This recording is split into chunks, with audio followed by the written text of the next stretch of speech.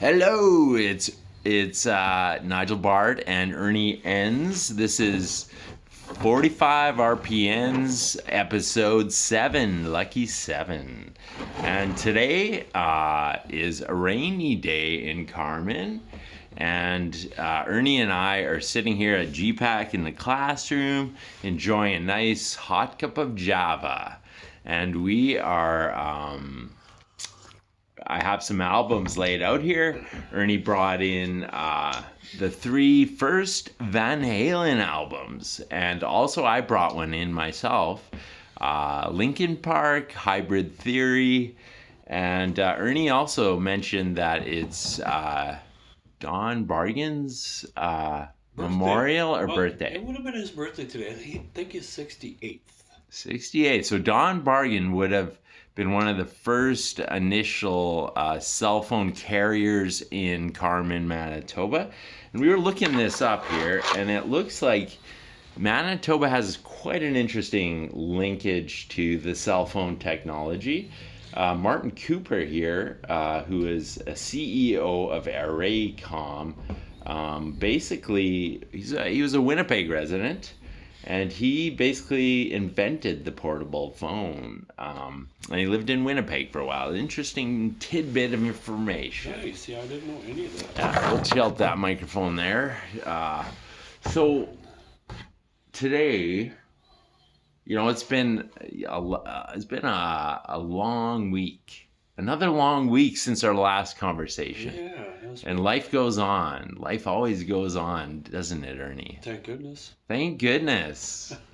It's you know, and I was thinking about the last episode we ended on. It was quite an inspirational show. You know, we talked about it was Orthodox Easter, and we talked a bit about the importance of a clear mind when we do our music and choosing music. And often I look at musicians in this world. They often get a bad rap of like being sort of the sex, drugs, and rock and roll. But absolutely. I think when you look at some of the stereotypes of musicians, I often think that the stereotypes are often misleading because a lot of musicians are just regular Joes who are really trying hard to make a living at their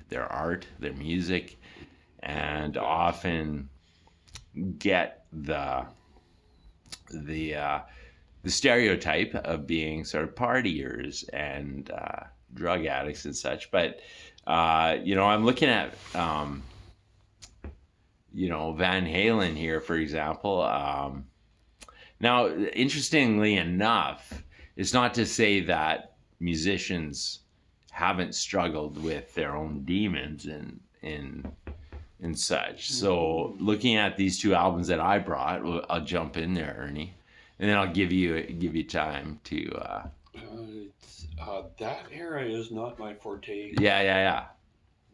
Yeah. So Van Halen, for example, Eddie Van Halen and Alex Van Halen, the 2 brothers, started Van Halen in around 1977, I believe. And basically, Eddie is an amazing guitarist. And you researched Eddie a bit, right? I did a few weeks ago. I'm not sure exactly I'm not sure why I did, but for some reason I researched him because of what somebody said or somebody told me. Anyway, it was an interview. Some lady interviewed Eddie Van Halen. And he was sitting on stage, sitting in chairs just like we are, and the girl was asking the questions, and he told the story of how they got started. And it's the same old story that you always hear. They first start out, playing on like door to door. I mean, maybe not literally, but just trying to get gigs wherever they could, backyard birthdays, and that's what I've done in my whole life too. So maybe there's hope for me too. I don't know. Oh, it's funny you should say that. Someone I met recently in town here said that Ernie reminds me of Eddie Van Halen. You know who So that somebody is? It would have been Scott. that's true, man. You're right. Yeah, You're right. because he's told me that. He used to look like Eddie Van Halen. Yeah. But going back to that interview and all that, it was amazing how Eddie Van Halen was a drummer. He started. He wanted to play drums. This is ironic. Yeah. It is quite ironic. And his brother Alex, well, you play the guitar, I'll play the drums, and that's what they did. And so Alex played the guitar, and he played drums. And then I wish I could remember the details. It was such a fascinating. It's on YouTube. Anybody can look it up. Yeah. And how they started. And he tells the story of how they changed over.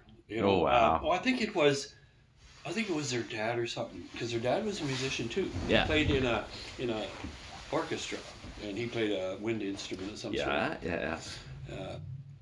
But he had said to the boys, or they had come to that conclusion that, you're actually better on the guitar than Alex is, and Alex is actually better on the drums than you are. Right. So they changed spots. Oh wow! So thus born Van Halen.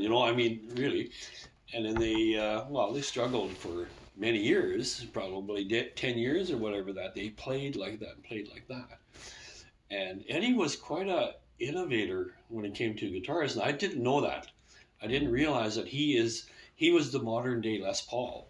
Like he had all these ideas and how they or how he came across the sound, his guitar sound. He had this amp, and he had plugged into 220 and didn't realize it, and his amp is sounding funny.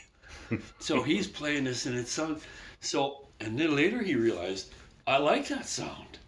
So he revamped his amp with I guess with the regulators and stuff, or I'm not sure how electricity all works, but so he made the input different than what the amp's supposed to have to give him that sound he had. And so I don't know the details, but it's all on an interview on YouTube, and it was so interesting.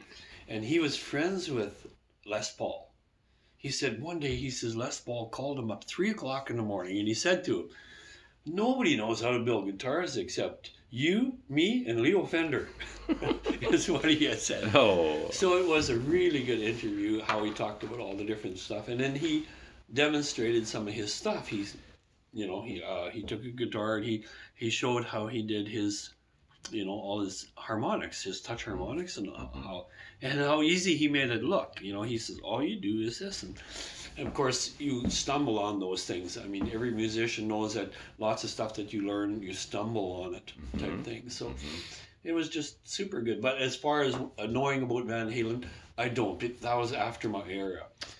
Come 1980, I started raising a family, and I really didn't get into music at all after that. So that's more your department. I remember, growing up with my brother, brothers, but my older brother was such a Van Halen fan. It was like he actually had a guitar. He painted it just like Eddie, and my brother was a serious good player too, but basically copied Eddie style just to get get his sound. And and the other musicians there would be Anthony David Lee Roth, of course, who is the singer they brought on first. And then now the bass player really intrigued me. He really was a very good bass player. Just let me search the back credits here to find his name. I know it's Anthony. Michael Anthony. So Michael Anthony, bass players often, I was a bass player, so Michael Anthony was definitely like a huge influence on me. And but they created a sound, is what they did, that carried out of the 70s, sort of into the hair band, metal band sort of style, and like that distorted sound in the guitars, kind of, I would say Van Halen, along with, like, you brought me a Led Zeppelin shirt. Like Led Zeppelin also, like, Oh, would have like brought that sound into action, yeah. but Zeppelin. you know, Zeppelin was they were the grandfathers or the fathers or whatever you want to call Yeah. them of heavy rock. yeah. They were So I wanted to name a few songs on the album. So we got Van Halen 1. It's just in mint condition, and I even dislike touching it with my hands, even though I wash them. It's called, some of these songs are You Really Got Me, Jamie's Got a Gun, Ice Cream Man. Like, some of these Ain't Talking About Love, Running with the Devil. Like, all those songs were, yeah. So this album came out in 1978, and it carried on like as one of the solid sort of initial metal albums into the 80s, like seriously into the 80s. I was listening to this in around 87, 88, and this one here would be Van Halen 2 in 1979, and some of the songs here on this album, same lineup in the band, but some of the songs would have been Dance the Night Away. My favorite Van Halen song. Oh my gosh, yeah. Yes. And their harmonies were very distinctive, like very. Yeah, they were awesome. They had good harmonies. Bottoms Up, Women in Love, Light Up the Sky. I think this one has something else here. Get Me a Doctor. Somebody get me a doctor. You're no good. Spanish Fly, which was an amazing guitar work. Like, that was an acoustic guitar by Eddie, who did all his harmonics on that one song, Spanish Fly. It was amazing. I gotta listen to that. Yeah. That was one of his quintessential sort of guitar works. It was really powerful. I'll have to check it out. And then finally, 1984, man. Now, this is when they broke the scene, like, big time. The 80s, those were two in the 70s, and then suddenly the 80s their time had come. So it was 1983, and then 84. The album was launched in 83, and some of these songs, I mean, this has Jump and Panama. I remember Jump. And there were some really seriously good songs on this album. And you see their look, hey, they're pretty boys, but they're kind of like hair band, but they like David Lee Roth, they really marketed themselves as pretty boys, sort of like, and sort of like, so anyway, it was like, I love the band. Honestly, Van Halen gets the 5 stars out of 5, the full 5 stars, and they morphed into another sort of band with Sammy Hagar as the singer, and I think they brought in a different bass player as well. Sometimes I saw these guys in 2013, I believe, in Winnipeg. They had an interesting show too. It was a little different. They brought in Kool and the Gang as the opener, which is a little unusual. That's unusual. Yeah. So you've seen Kool and the Gang too? I've seen Kool and the Gang with Van Halen, like side by side. Nice. And doing Kool and the Gang doing Fresh, and like Kool and the Gang's a very awesome band.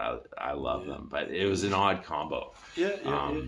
And then they had Eddie's son was playing bass in that. During that time, so Michael Anthony was not with them at that moment. Yeah, that sounds familiar.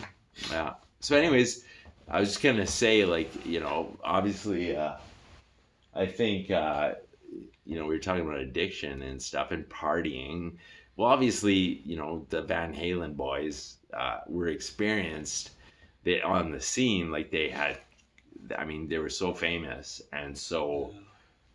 Instantly famous almost, to live that lifestyle, they had to wisen up really quickly. If you know Yeah. the, and I know Eddie had his demons, so did David Lee Roth, and Yeah. I think Alex was one of the more responsible. Well, I don't want to say responsible, but he dodged a lot of it. Yeah. Anthony, and then segueing into Lincoln Park here for a moment, we'll draw a parallel. Um, Lincoln Park was a millennial band, and so they came out around 1999. Okay. And so they also very big innovators, and they include Mike Shinoda, who is they were all art students from art, like University of like visual art, and then like Michael Hahn, who's the mixer guy. Like they do sort of an electronic uh, sound, but they do a little bit of rap with a little bit of like the guitar heavy metal sound, like distorted guitars, and of course Chester Bennington's like screaming vocals. And they're like a really distinctive sound, and a tragic band. Like Chester in 2017 took his life, and it was he also had his addiction issues, and there was so speaking of Lincoln Park, they had a long career, and they were very prophetic in what they saw the world turning into, and you can see it in their videos. They saw riots and lots of social disruption, but I love watching Lincoln Park videos just for the sake of like their prophetic sort of nature of like Chester's writing, Mike Shinoda's writing. They were really tapped into something there, like they almost foresaw a lot of this sort of insanity in the world. But they also had like they were great inspirational singers. Like they were, yeah, taking a look, and you know so those two albums there were kind of Linkin Park, their music was called new metal. Like they designed this sound called new metal with like nu metal. So it like nu spelled nu, and it was like rap, like hip hop and metal. It was a very unusual sound. And Where were they from? they are American, so they're from Los Angeles, primarily West Coast, so California, Los Angeles. And The artwork is just awesome. Like when you look at the front cover. yeah, the That's Hybrid really cool. Theory art, all of their artwork is just It's phenomenal. very nice. Just nice to look at, Yeah, yeah. Very, very artsy. They were If I very could use that artsy word. guys, yeah. As was art. I think musicians always tend to like seek out visual too. Like there's a crossover. Yeah, I love it, man. That's a wild jerk. That's my I gotta artsy snap a photo of that, and Nice. we'll put a little slideshow together. I was thinking,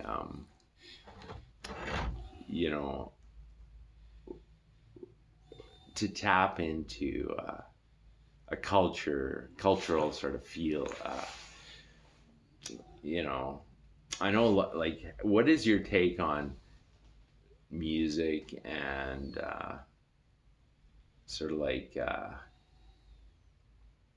what nourishes a musician, and like what sort of feeds the inspiration? Like, where do you? I mean, you write a lot of songs. Yeah. And so, in all your collecting of other musicians and research, like, what would you say as sort of where do musicians get their inspiration from? Like, where does that come from? I don't know. I get mostly connections. Like either you write songs about people, or even it can be fantasy in your own mind. about some things or whatever. I don't know. I guess there's all kinds of sources. I write a lot of gospel songs too, so you Yeah. obviously know where that inspiration comes from. Yeah. And I write country songs just because I love country music from the '90s, and so I'm very focused on a lot of my I like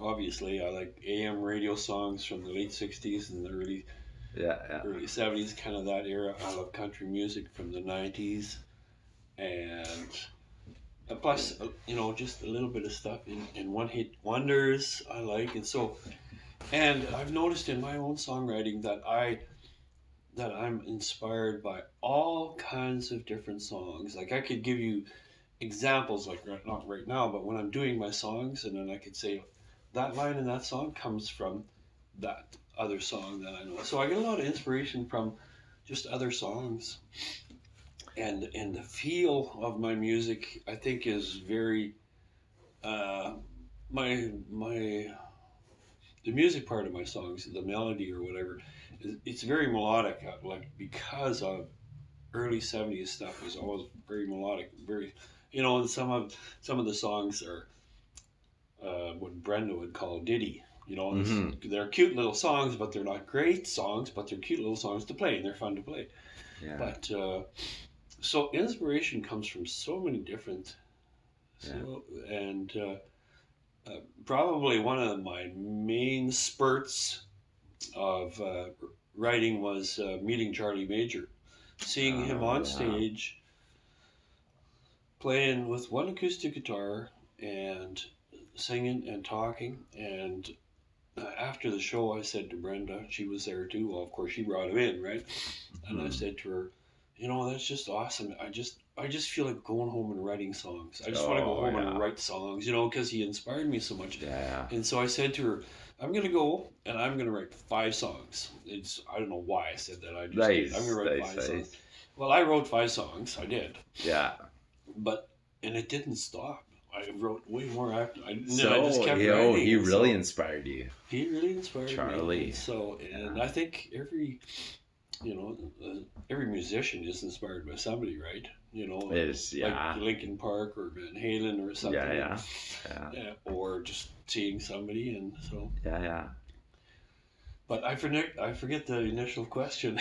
Well, I got some. inspiration. I agree. It's Yeah. quite complicated, the source of inspiration, and I I've dealt with a lot of artist types, and I always think that, like, going back to the stereotype, like, some, like we were talking about Stairway to Heaven, and sometimes the more fantastical sort of, Yeah. or the more, how do you say it, flamboyant Yeah. look or eccentric look of an artist, Yeah. people think like, oh, he's probably, whatever, he's like, he must be, like, accentuating his diet, with like something that's not so healthy to get like so vibrant, but often, what I'm trying to say is that, like, the healthier someone is, I find the more creativity is like is pushed out of you. Yeah. It's like I mean, I've seen artists who are, like, just using drugs and alcohol, and they were never producing their best work ever. Like, they were, in fact, they were really sinking at those moments, Yeah. and it's like usually the unhealthy parts of an artist that go towards the drugs and alcohol. But when I've seen artists like really in their healthy mode, or like they're taking care of their physical health, emotional, spiritual, every kind of health you have, that's when I've seen artists like just excel with their best work. Yeah. And it requires the nourishment of the spirit, like you say, Yeah. like God, Yeah. or religion, or however you feed it, Yeah. and also like physical exercise, feeding the mind, like educating yourself without what's going on outside. And it's like, I just think it's, to me, it's complicated Yeah. because it's a balance. Like, we're never like, it's never a static sort of thing. Like Yeah. you're never just there, but Yeah. Yeah, I think I've written some of my best stuff, in my opinion. At the time, I didn't know it, though, when you're writing it. yeah, But now, when I look back, and it's like, my goodness, that was good stuff, you know? And it was written in just in a time when I was healthy, I guess, and, you know, in that but healthy state. I mean, you've dodged a lot of sort of like you were sort of like raised in a. I mean, you've grown up in a very like responsibly sort of way, responsible way, I should say. Yeah. And you've held it together, which I admire. Yeah, good And home you know life. that health, like you're centered and you're. I don't want to make it about you so much, but No, you know what I it's, mean. Like, yeah, yeah. Like growing up, and it's the same story. Like even Eddie Van Halen or me, I can talk about that story too. yeah, Where yeah, you grow up very poor. And yeah, yeah, And yeah, they all say the same thing. All these artists say the same thing. I grew up in a poor home and didn't yeah. have much, but I think a lot of that stuff builds character. Not only that, You it know? builds ingenuity. Yeah. Because like Yeah, it does. you got like Yeah. you got to make sound out of a broken amp. So, Yeah. like the wrong kind of amplifier, and you plug into this source, and you get your sound. And We it's like, recorded stuff with cardboard boxes. on Yeah, drums, yeah. And I'd have a little. I can remember having this little plastic microphone. Where it came from, I don't know, but it was plastic and it was square. And yeah, it had a little stand that came out on it like this, and we'd put that inside of a cardboard box, Oh, and yeah, then we'd yeah. play, and then we'd record it, our guitar playing and Oh, yeah. all that stuff. And I remember at that stage we were just doing instrumentals because nobody sang, right? Because Yeah. we're all inhibited that way, yeah. and. So yeah, playing these instrumentals, and I still know some of those songs from way back then. Of I still know, course, I man. still know how to play some of those songs that we played. That is way back then. amazing, man. Yeah. Like you have a clear memory. Yeah, And I often think like sometimes like I look at like a family like that, or like artists like or people like certain people have that a real strong life force in them, like certain you know, there's many obstacles that get thrown to people in their life, and you know, like certain people, I should say, or you know, lineages, people often like don't make it. You know, like they fold under the pressure of like obstacles, like famines and stuff like, and just like financial stuff, and like often there's you know, and there's like traumas that come, you know, out of sort of like poverty, impoverishment.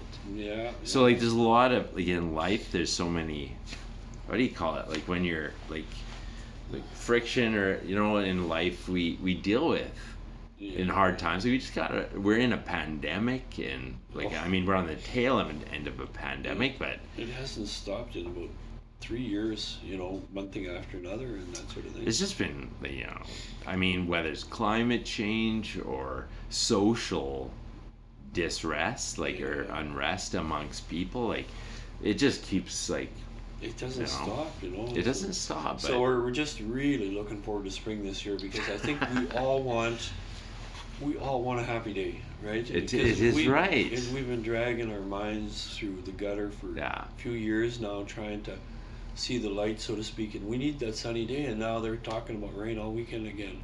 Well, this is what I'm saying. It's So raining wait out, and wait. Yeah, So it's yeah. definitely and life goes on, though. Remember, like, life goes on. and it's all perceptual too at Yeah. times. Like, you know, sometimes when we're not rested, and we're looking at the rain, it looks worse than when we're rested, and we're looking Yeah. at the rain. Like, sleep, man. It's a good day to write a song, maybe. Hey, stay in and write a song. Or go and sleep for a while. I think I'm gonna sleep for a while. Yeah. When I get home, it's been a long week, man. And sometimes when I look at that cloudy sky, when I'm tired, man, it looks heavy.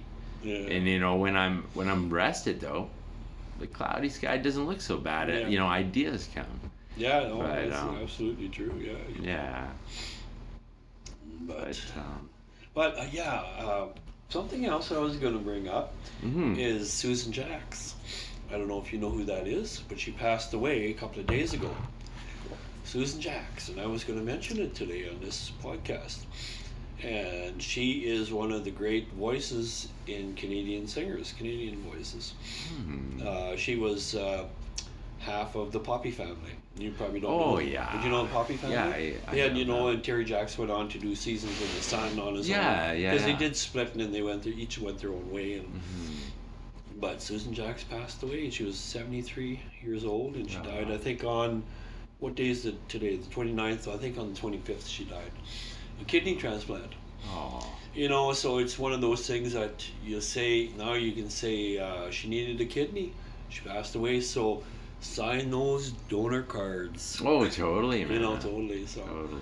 So yeah, and she had songs like "Which Way You Going, Billy," from the movie. Yeah. Movie's called Billy Jack, was it? I don't know that one. Yeah, "Which Way You Going, Billy." I don't know if you know that song. No, I don't know that. And Concrete Sea she did together with Terry Jackson. Terry Jacks had Seasons in the Sun, and Right. and she had Evergreen, and That's Where I Went Wrong, and there's a whole list of songs. But anyway, she passed away, so Aw. it's just something I wanted. How to old mention. was she? 73. She was 73 when that's she sad. died. Yeah, the Poppy family. I'm gonna go and look those guys up. Yeah, After. check it after out. She this. is one of the. She's a beautiful blonde girl when she was first starting out. I remember she was like a heartthrob, Of course. back in the day, right? Yeah. And so, but I loved all the music they did. Poppy Family was really, really good stuff. Hmm. And we even do one in the band. We do a Susan Jack song called Anna Marie. Okay. Yeah. It's actually a Bruce Miller song, Hmm. but she did it. She's the one that popularized it on the radio. Hmm. And so, yeah. Little tribute Yeah. to Susan Jacks. Yeah, Susan Jacks. Yeah. Yeah, it's I often think like, you know,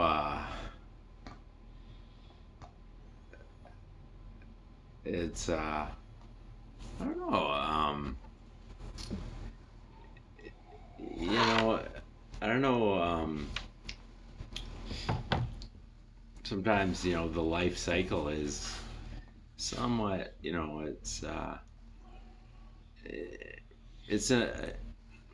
sad when, I should say, it's sad when, someone you aspire to, or you like their music, and then, out of the blue you hear they weren't well, they passed away. Like, there's always sadness there, I find. Yeah. Like, especially like when you're young and it's a tragic death, like that's even harder when it's a sudden tragic death. Yeah. I mean, but like, But they all die. It's like every year, if you check it out, every year there's who knows how many I know people I die, know. like musicians that you would know, that sort of thing. Yeah. So, Yeah, I mean, it's something we can't dodge, but no, it's part of the life cycle, But- but it's sad, yeah. it is a sad sort of thing. So, But remembering Susan Jack, and I was, the other artist I was thinking was that this morning when I was in the shower, I was singing "Yellow Taxi" by Joni Mitchell. Joni Mitchell. Oh yeah. But yeah, Joni Mitchell is also she just passed too, not like a year ago or. Did something. she? I'm pretty sure she passed I away. didn't know that. I thought she did.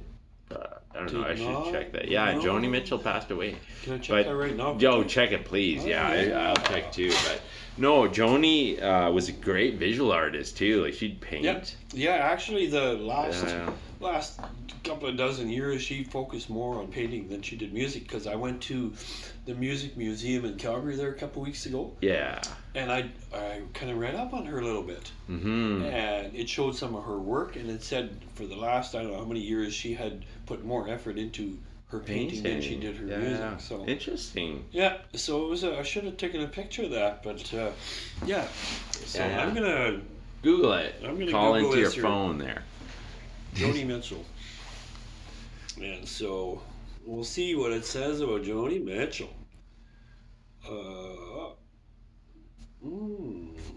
Born 1943. Spouse. Nope. She has not passed away because it would say that right here. Wow. No, she's alive and well. She must have had. Oh, that's weird. I'm sure there was. Oh well. But she had, Well, yeah, good. yeah, she had a lot of Yeah. she had a lot of really good songs. Yeah, And, Joni was. you know, I mean, she was she the is. She she is. was the Yeah. female Neil Young of Yeah, Canada, yeah, was she yeah. not? Or Yeah. you could say Neil was the male Joni Mitchell of Canada. However you Oh, want to put totally. it. Well, The Neil other. was Neil. Neil Young was the Bob Dylan. He was the Canadian Bob Dylan. Oh, wasn't he? totally. Totally, man. Yeah. The other artist I was thinking of, like when you talk crossovers from painters to Yeah. their artists to music, is David Bowie. Like David yeah, Bowie okay. was quite. There's a guy that passed away. Yeah, I got that one right. I hope I don't. Oh, I don't botch that one too. But no, David Bowie did pass away. Yeah. That's unusual. I don't know. I would even Yeah, think so- that. Like, she must have had some kind of big memorial or inauguration. Joni Mitchell in the past year or something, or a couple of years. But I remember Joni. I think there was a big show on about it, like a big honoring sort of show. Yeah, I'm just reading about it here. It was a Grammy. Oh, was it a Grammy that Joni Mitchell I think I received? just saw something about it here. I'm still just Okay. trying to create. Was it Joni wins Grammy for Best Historical Recording? Oh, there you go. Joni has taken the early prize as Grammy Awards grind into gear in Las Vegas. This afternoon she was awarded, I don't know what day this was written. I should check that out. Yeah. This is April 21st. Hmm. So just happened. This is interesting here. Hmm. So, okay, this afternoon she was awarded the Grammy for Best Historical Recording for her Archives Volume 1 box set collection, collecting the award in person. I didn't expect this, said Joni, who won alongside co-producer Patrick Milligan. He's on a picture here, and mastering engineer Bernie Grundman. Hmm. So there you go, April. Well, there was something about her though. I think she got a health complication, is what it was. And Yeah. they came out with it publicly, but yeah. Yeah, she had a lot of good songs. Oh, for Yes, sure. her. So Yeah. who would be her, just getting back to that, comparing people, who would be her counterpart in the Counterpart. States for Joni Mitchell? We talked about Bob Dylan and Neil Young, so who would Joni Mitchell's counterpart be, do you think, in your opinion?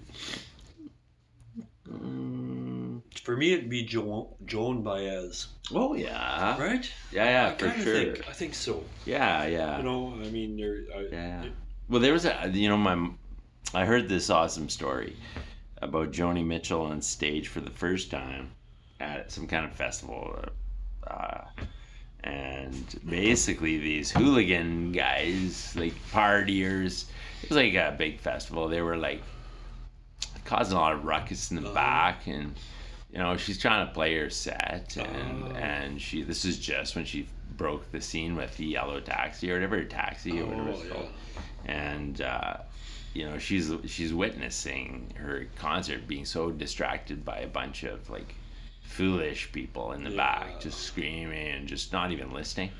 So she tuned them on just told them to be quiet and listen to the music, and she said, this is not easy. So she told them where to go, sort of thing, like you guys got to listen, why. And then for the rest of the concert it was quiet, like they listened. And then that was when she launched into her best music. Her career just took off. So I don't know exactly when that was, but the story is there.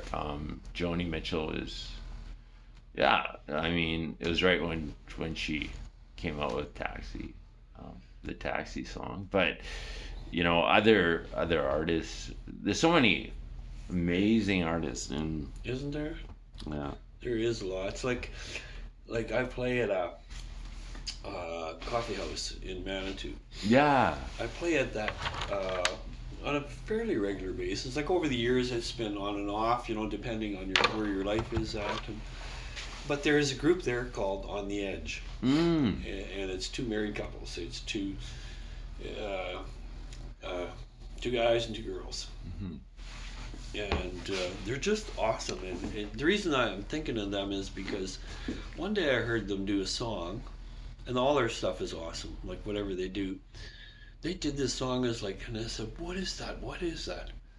And later, after the show was over, I asked them what that was, and they said, well, that was the original "This Flight Tonight" by Joni Mitchell, and it was popularized by Nazareth, but Joni Mitchell is the one that wrote that. Isn't Nazareth like heavy metal? Yeah, and That's so crazy. so I heard this awesome song on stage, and they said they did it in Joni Mitchell's version, and they nailed it because they were very talented and that sort of thing. Wow.